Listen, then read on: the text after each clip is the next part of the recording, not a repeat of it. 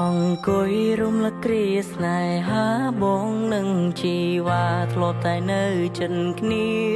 តែពេលនេះបាត់បង់រូបពុំងារតើយើងអាចក្បែរគ្នាម្ដងទៀតបានទេ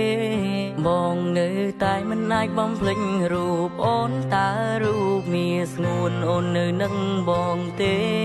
ក៏ដឹងហើយពេលនេះរូបស្រស់មៀងមេអូនមានគេដើម្បីបំភ្លេចរូបបងពេលដែលយើងចាប់ផ្ដើមស្នេហាបងនឹងរៀមរាដូចជាមាននិស្ស័យតែពេលនោះចិត្តពួកយើងនៅក្មេងខ្ចីចិត្តអើយចង់រៃប្រឡ័យស្នេហ៍យើងទាំងពីរ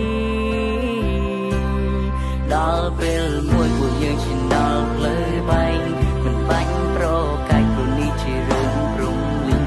ខិនពេលវេលាជានាងបង្ខំបងខិនឲ្យយើងឃ្លាតពីគ្នាក៏ដឹងហើយថារូបអូនមិនអាចត្រឡប់ក៏ព្រោះពេលនេះស្នេហាទៅឈានដល់ផ្លូវបាញ់ចំតើអូនអាចវល់រកបងម្ដងទៀតបានទេ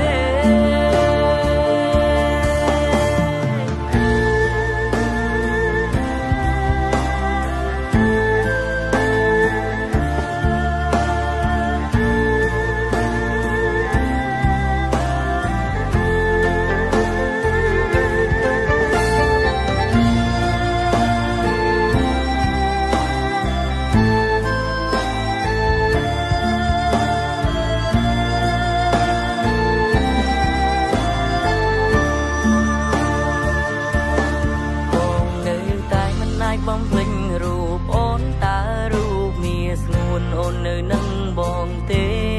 ក៏ដឹងហើយពេលនេះរូបស្រស់មៀងមេអូនមានគេដើម្បីបំភ្លេចរូបបងពេលដែលយើងចាប់ផ្ដើមស្នេហាបងនឹងរៀមរាដូចជាមាននិស្ស័យតែពេលនោះចិត្តពួកយើងនៅក្មេងខ្ចីចិត្តអើយចង់រៃប្រឡ័យស្នេហ៍យើងទាំងពីរដល់ពេលមួយពួកយើងឈានដល់ផ្លូវបែកមិនបាច់ប្រកែកព្រោះនេះជារឿងព្រំលីងខិនពេលវេលាជានាងបង្ខំបងខិនឲ្យយើងឃ្លាតពីគ្នា